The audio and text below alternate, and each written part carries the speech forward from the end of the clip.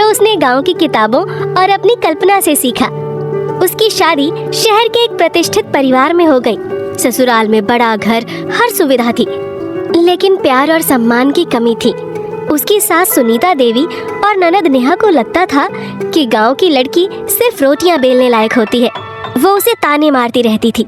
अरे नेहा, देखना तो मास्टर शेफ ने कुछ खाना भी बनाया है या अभी भी सपनों में जी रही है? बन ही जाएगा। जब सपनों की दुनिया से बाहर आएंगी तब तक हम लोग इंतजार करते हैं। रोहन के जाने का टाइम हो गया है और अभी तक खाना नहीं बना। अरे बन जाएगा ना, मैं भूखा थोड़े ही जाता हूँ रोज। जी बन गया है, वो मसाला फ्राई करने में देर हो गई। चमचा पकड़ना आता नहीं ढंग से, चलिए मसाला फ्राई करने। राधा चुपचाप सब सुनती, लेकिन उसका आत्मविश्वास कभी कम नहीं हुआ। वो अपने पति रोहन के लिए अलग अलग तरह के चाइनीज पकवान बनाती। चाउमीन, मंचूरियन, मोमोज, हर डिश में उसकी खासियत झलकती। रोहन को ये सब बहुत पसंद आता। वो हमेशा राधा की तारीफ करता। राधा, तुम इतना अच्छा बनाती हो तो इसे सिर्फ घर के अंदर तक क्यों रख रही हो? तुम्हें अपने हुनर को बाहर दिखाना चाहिए। क्या आप सच कह रहे हैं? मेरा सपना सच हो सकता है क्या? हाँ, मैं सच कह रहा हूँ। तुम्हें अपनी काबिलियत को सबके सामने रखना चाहिए। राधा को रोहन की ये बात दिल से लग गई। उसने ठान लिया कि वो कुछ अलग करके दिखाएगी। लेकिन जब राधा ने चाइनीज ठेला लगाने की बात की तो घर में तूफान आ गया। हमारे घर की बहू सड़क पर ठेला लगाएगी, लोग क्या कहेंगे? अरे ये हमारे खानदान की इज्जत मिट्टी में मिलाने वाली है। अगर कोई काम सच्ची मेहनत से किया जाए तो उसमें कोई शर्म की बात नहीं होती। रोहन, तू भी पागल हो गया है क्या, जो इसकी हाँ में हाँ मिला रहा है? हाँ, मैं मिला रहा हूँ। अगर राधा अपनी मेहनत से कुछ करना चाहती है तो इसमें शर्म कैसी? तो ठीक है, तुम दोनों अभी के अभी ये घर छोड़कर चले जाओ और इसके साथ ठेला लगाओ जाके। नहीं नहीं माँ जी, ऐसा ना कहिए, मुझे ठेला नहीं लगाना। मैं आगे से कभी ऐसी कोई बात नहीं कहूँगी। नहीं राधा, ये तुम्हारे आत्मसम्मान की बात है। हम अब इस घर में 1 मिनट नहीं रहेंगे।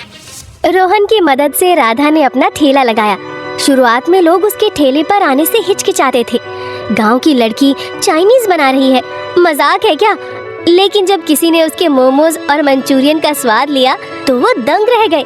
धीरे धीरे उसका ठेला मशहूर होने लगा। सोशल मीडिया पर लोग उसकी तारीफ करने लगे। राधा, तुम्हारी मेहनत रंग ला रही है। तुम्हारा ठेला अब पूरे शहर में मशहूर होने लगा है। ये सब आपकी वजह से हो रहा है। अगर आप मुझ पे भरोसा न रखते तो ये कभी नहीं हो पाता। लेकिन इसमें जादू तो तुम्हारे हाथों का ही है, जो सबको तुम्हारा चाइनीज फूड इतना पसंद आ रहा है। वो तो ठीक है, लेकिन इस सब में आपको अपने परिवार से अलग होना पड़ गया। ये बात मुझे दिन रात परेशान करती है। वो सब मत सोचो तुम। घर वालों को एक दिन अपनी गलती का एहसास होगा। राधा के चाइनीज ठेले की लोकप्रियता इतनी बढ़ गई कि शहर के बड़े होटल रॉयल ग्रैंड के मालिक अरविंद मल्होत्रा तक इसकी खबर पहुंच गई। उन्होंने ठेले का खाना चखने के लिए भेष बदलकर आम ग्राहक की तरह वहां जाने का फैसला किया। राधा को इस बात की भनक तक नहीं थी कि जिसे वो आम ग्राहक समझ रही है वो शहर के सबसे बड़े होटल का मालिक है। अरविंद ने पहला निवाला लिया और वो हैरान रह गए। इतना लाजवाब स्वाद! उन्होंने मोमोज, मंचूरियन, चाउमीन, हर चीज चखी और मंत्रमुग्ध हो गए। राधा, तुम बहुत टैलेंटेड हो। मैं चाहता हूँ कि तुम मेरे होटल की हेड शेफ बनो। तुम्हें शानदार सैलरी और पूरा किचन मिलेगा। क्या आप सच कह रहे हैं? हाँ, मैं सच कह रहा हूँ। मैं चाहता हूँ तुम मेरे हाई-फाई कस्टमर्स को अपने हाथ का चाइनीज फूड खिलाओ। राधा के लिए ये किसी सपने जैसा था। उसने खुशी खुशी ये प्रस्ताव स्वीकार कर लिया। उसकी सास और ननद, जो कभी उसे ताने मारती थी, उन्हें अब अपनी गलती का एहसास होने लगा था। हमारी बहू ने कितनी तरक्की कर ली है, कितने बड़े होटल में शेफ बन गई है। हाँ, ये बात तो है। आपने फालतू में उन्हें घर से जाने को कह दिया। अब गलती हो गई तो क्या कर सकते हैं। राधा की सफलता से सभी खुश नहीं थे। रॉयल ग्रैंड के पुराने हेड शेफ विक्रम मेहरा को ये बिल्कुल पसंद नहीं आया। वो खुद को सबसे बेहतरीन शेफ मानते थे और एक ठेले से आई महिला को अपनी जगह लेते देखना उनके अहंकार को ठेस पहुंचा रहा था। आपने बिना सोचे समझे एक सड़क किनारे ठेले वाली को हेड शेफ बना दिया। क्या वो वाकई इतनी काबिल है? विक्रम, मैंने तुम्हें भी नौकरी तुम्हारी काबिलियत पर दी थी। यकीन मानो, वो तुमसे भी ज्यादा अच्छा खाना बनाती है। तो ठीक है, फिर हो जाए कंपटीशन दोनों में। देखते हैं कौन ज्यादा अच्छा खाना बनाता है। अगर तुम यही चाहते हो तो यही सही। रखते हैं कंपटीशन तुम्हारे और राधा के बीच में। पता चल जाएगा कौन ज्यादा अच्छा शेफ है। अरविंद ने ऐलान किया कि होटल में इंटरनेशनल कुकिंग चैलेंज होगा, जिसमें राधा और विक्रम के बीच मुकाबला होगा। जो भी बेस्ट डिश बनाएगा वही हेड शेफ रहेगा। चैलेंज के दिन होटल का हॉल खचाखच भरा था। Food critics, social media influencers सब मौजूद थे।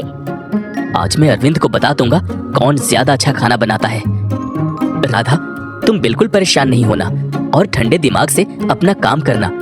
रिजल्ट चाहे जो भी हो, तुम हारो या जीतो, तुम मेरे लिए मास्टर शेफ ही रहोगी। जी, मुझे हार जीत से मतलब नहीं है। मुझे तो बस अपना काम सच्चाई और ईमानदारी से करना है, जो मैं आज तक करती आई हूँ। विक्रम ने परफेक्ट विदेशी स्टाइल में चाइनीज डिश बनाई, जिसका प्रेजेंटेशन शानदार था। दूसरी ओर राधा ने अपनी देसी चाइनीज स्टाइल अपनाई। उसने चाउमीन में हल्का मसालेदार फ्लेवर दिया और मोमोज में भारतीय मसाले भर दिए।